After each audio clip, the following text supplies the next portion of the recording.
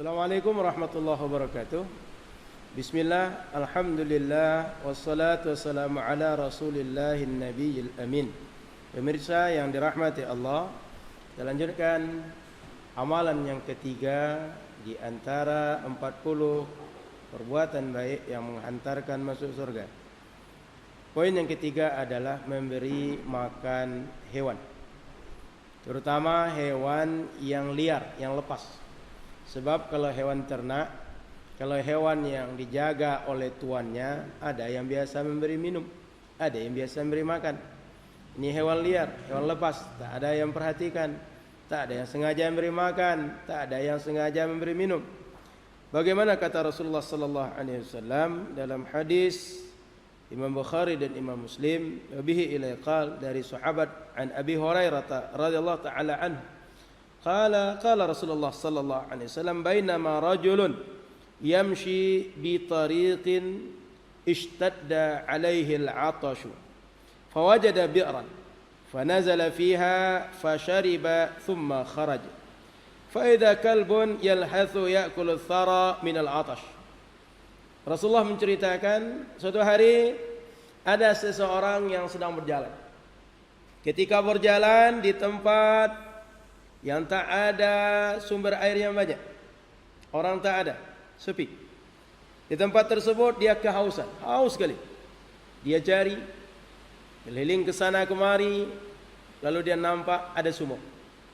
Sumur itu jauh di bawah, ibarat jalan ada di bawah jurang. Dia turun ke jurang, lalu dia minum di situ. Ketika dia turun ke jurang, dia minum, selesai dahaga, dia naik lagi. Hilang haus tadi, dia naik.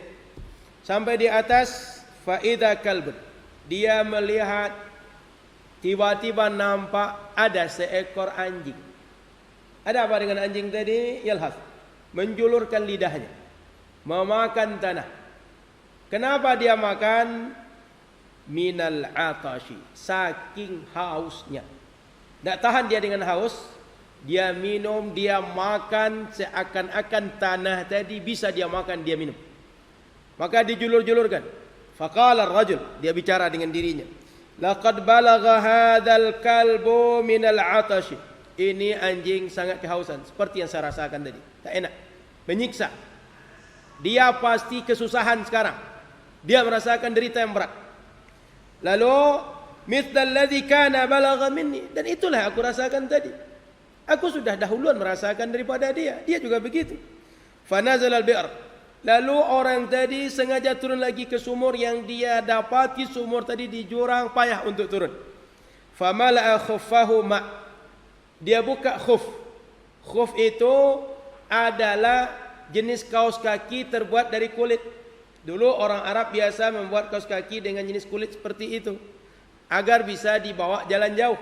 Dia buka, lalu khuf tadi diisi dengan air. Thumma amsakahu bifihi hatta rakiya fasaqal qalba. Lalu dia ambil air tadi dengan khuf, dan khuf tadi digigit dengan giginya, dibawa dengan mulut naik ke atas. Karena tangan butuh untuk memanjat tebing, memanjat tempat yang tinggi, naik dari sumur tadi. Susah untuk naik. Lalu dia sampai di atas, diminumkan kepada anjing yang sedang sangat kehausan. Apa yang terjadi? Anjing tadi minum, selesai dia minum, dia lepas dahaga, dia puas, lalu dia pergi, dia lari. Maklum anjing tak pernah pandai berterima kasih. Maka dia berangkat, anjing tadi. Sisalah orang tadi. Apa yang dia dapat? Fasyakarallahu lah. Allah berterima kasih kepada dia. Kenapa? Dia sayang kepada makhluk Allah. Makhluk Allah sedang butuh bantuan, dia bantu. Maka Allah berterima kasih kepada dia. Faghafaralah. Tanda Allah berterima kasih, wujud Allah berterima kasih, Allah ampunkan dosa-dosa dia. Fa'adkhalahul jannah. Sehingga dia masuk surga. Maka amalan dia menolong binatang, bukan menolong orang. Anjing kehausan, dia tolong.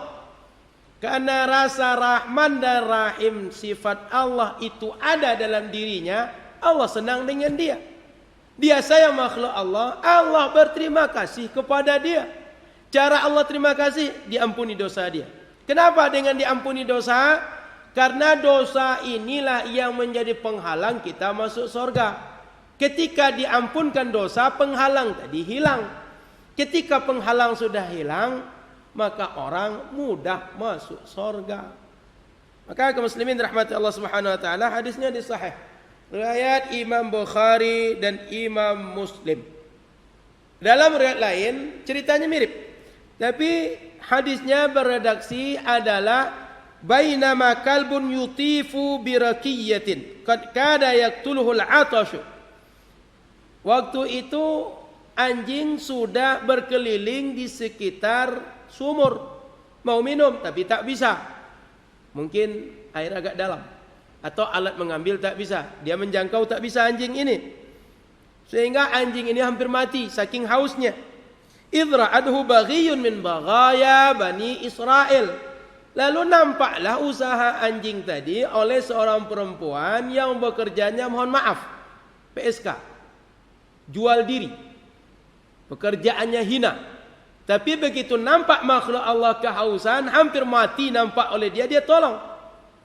Dia tolong, lalu orang tadi fanaza'at muqaha, dia buka khufnya. Cara menolong dia buka khuf, mirip dengan cerita tadi. Dia buka khufnya, fastaqat lahu bih. Dia beri minum anjing tersebut dengan air yang diusahakan oleh anjing tapi tak bisa melalui khuf yang dia buka tadi. Faghafara laha bihi. Allah ampunkan dosa-dosa dia karena dia menolong anjing yang kehausan tadi. Maka di sini tak dijelaskan dengan masuk surga lagi. Kenapa? Allah sudah ampunkan dosa. Tadi sudah kita jelaskan kalau dosa sudah diampunkan sudah menjadi mudah masuk surga. Kenapa? Karena dosa ini yang menjadi penghalang kita masuk surga. Sekarang dosa tak ada, maka kita Allah mudahkan masuk surga. Maka kaum muslimin dirahmati Allah Subhanahu wa taala, ini pelajaran bagi kita bahwa menjadi orang yang punya rasa kasih sayang berhak dapat kasih sayang Allah. May yarham, siapa saja yang punya rasa kasih sayang, yurham, dia berhak untuk disayangi. Sebaliknya, man la yarham la yurham, siapa saja yang tak punya rasa kasih sayang dalam dirinya, dia tak berhak untuk disayangi, tak berhak untuk dicintai.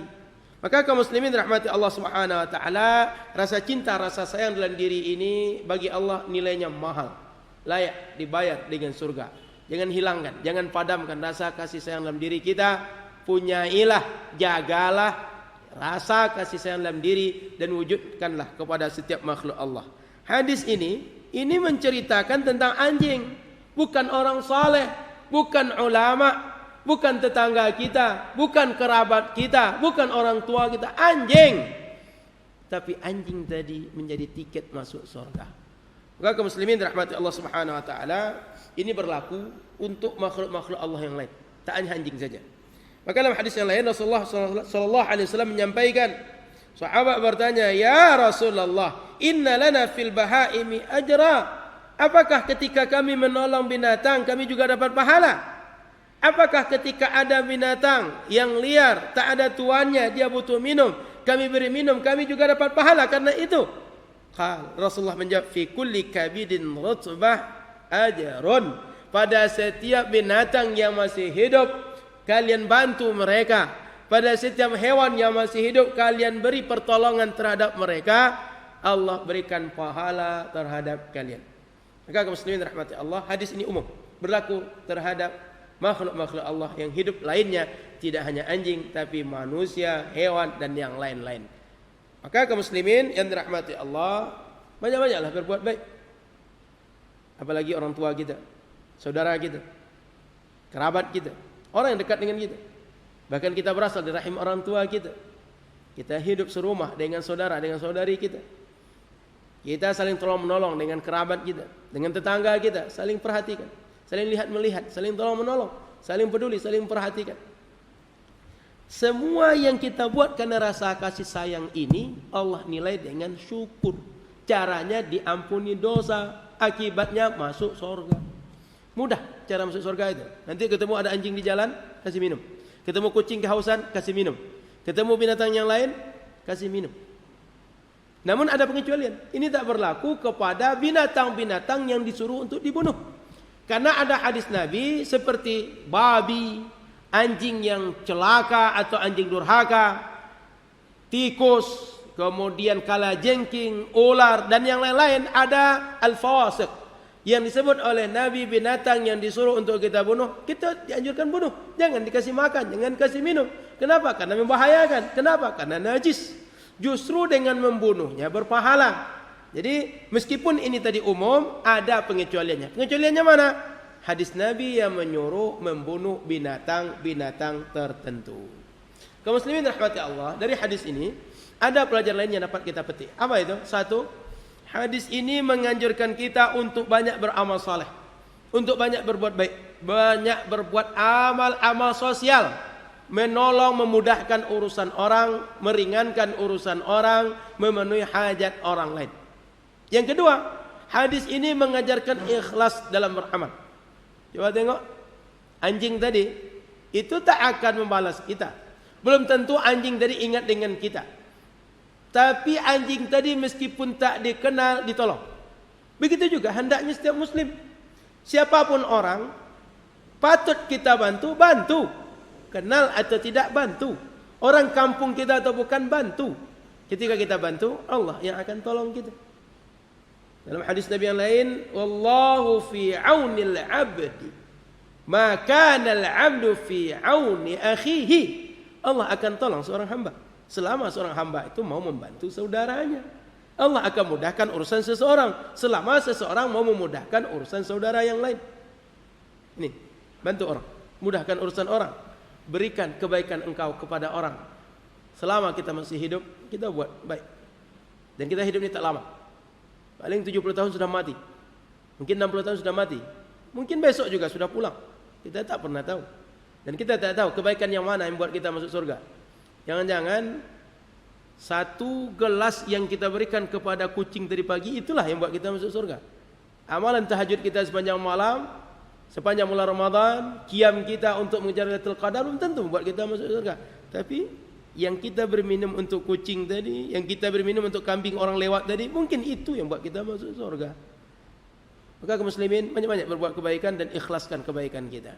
Yang ketiga, hadis ini menganjurkan sempurnakan setiap kebaikan yang kita buat. Coba tengok orang tadi dalam hadis ini dijelaskan dia beri minum. Artinya ketika air sudah dia ambil, sudah berjuang kita mengambilkan. Ketika anjing sudah depan mata, serahkan sampai dia bisa minum.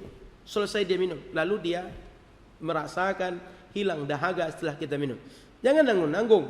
Di kita ini kadang-kadang sudah capek mengusahakan sesuatu, tinggal sikit je lagi, finishing je lagi, tak mau membuatnya.